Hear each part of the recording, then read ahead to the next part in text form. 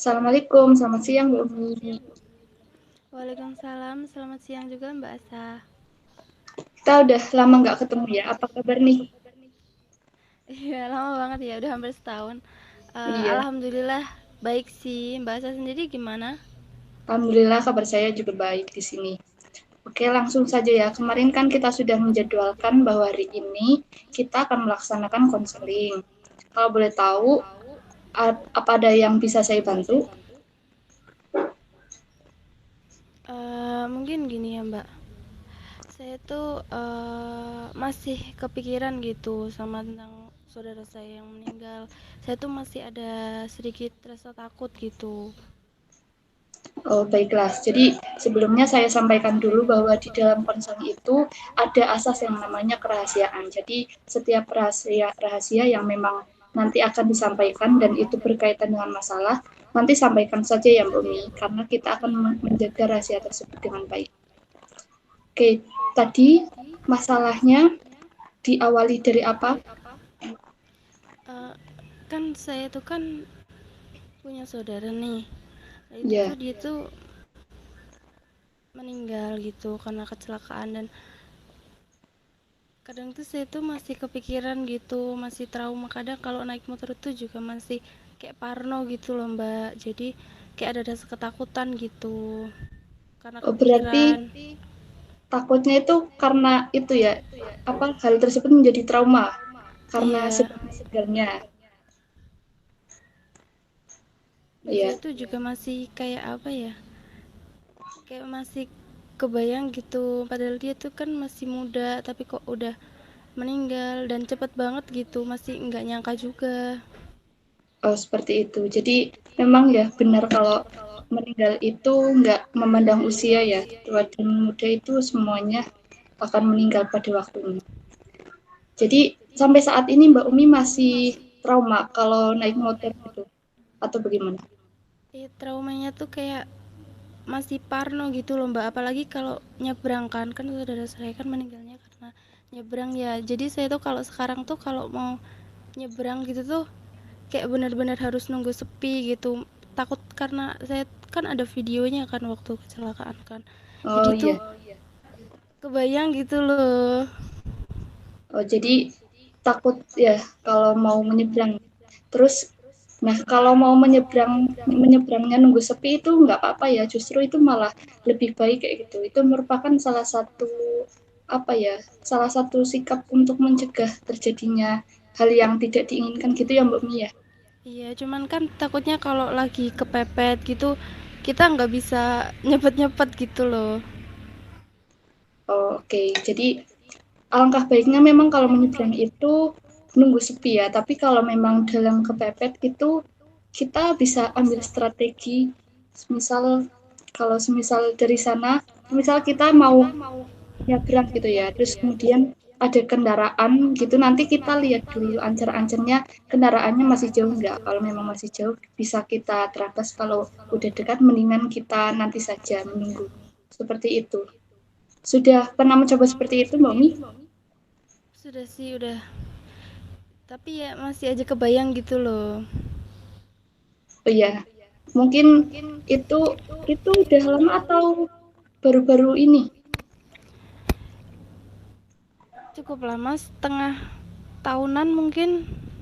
Wah, setengah tahun berarti udah lama kalau menurutku ya. Iya, iya sih. Cuman ya masih nggak tahu, masih kebayang aja sampai sekarang. Kan juga apa namanya itu eh apa namanya meninggalnya kan juga di rumah sakit. Jadi saya juga kalau ke rumah sakit juga masih parno gitu gara-gara itu juga.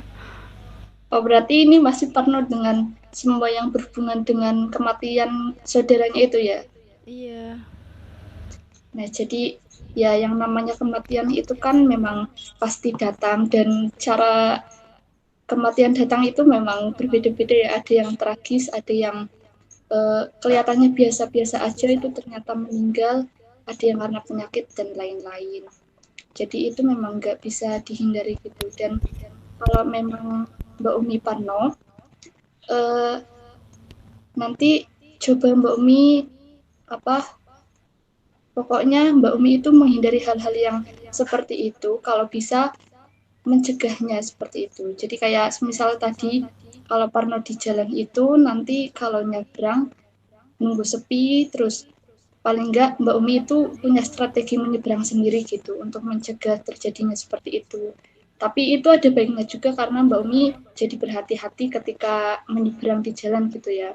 Tapi kalau Parno di rumah sakit, itu alangkah baiknya harus dilawan karena rumah sakit itu kadang menjadi kebutuhan kita ketika kita sakit. Gitu. Jadi kalau bisa jangan sampai nanti kalau Mbak Umi sakit dan Mbak Umi itu masih Parno sama rumah sakit ya Mbak ya.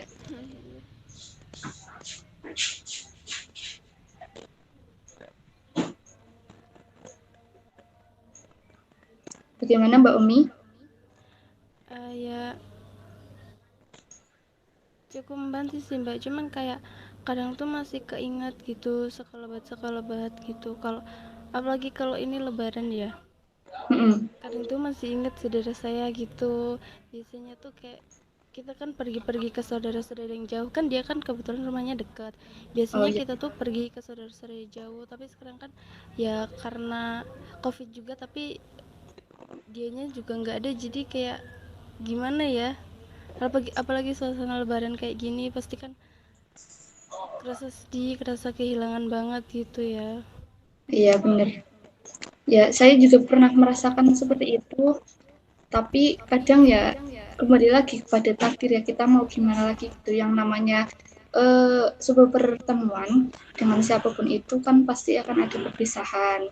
Makanya kalau ada orang meninggal itu ya walaupun memang kita sedih ya itu memang sudah hal yang umum gitu ya. Cuman kalau bisa jangan terlalu terlarut dalam kesedihan tersebut.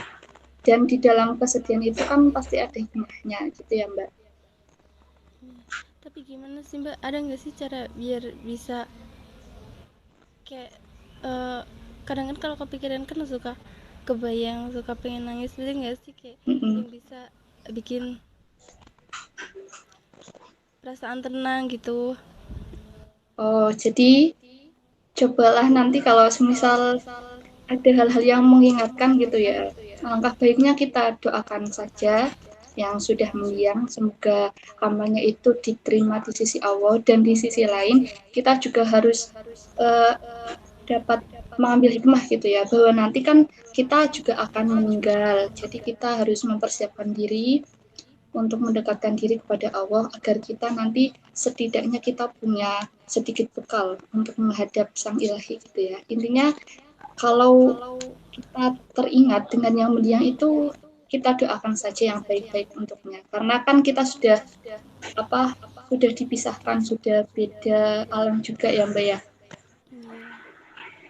Jadi intinya yang penting kita ingat sama Allah gitu ya. Kalau semua ini emang udah takdir Allah, jadi ya kita harus nerimanya dengan ikhlas dan juga sabar gitu ya Mbak. Nah, ya benar sekali.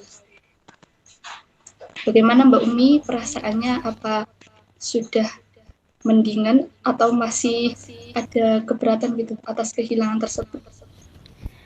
Kalau umpamanya kehilangan mungkin ya butuh tahap mungkin ya Mbak. Cuman kalau sekarang ya udah lebih mendingan lah daripada tadinya gitu. Ya karena Makasih juga itu saran dari Mbaknya juga.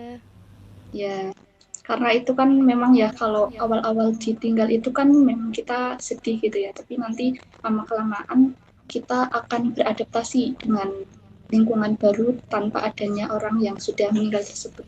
Nanti lama-lama insya Allah bisa berjalan dengan baik lagi.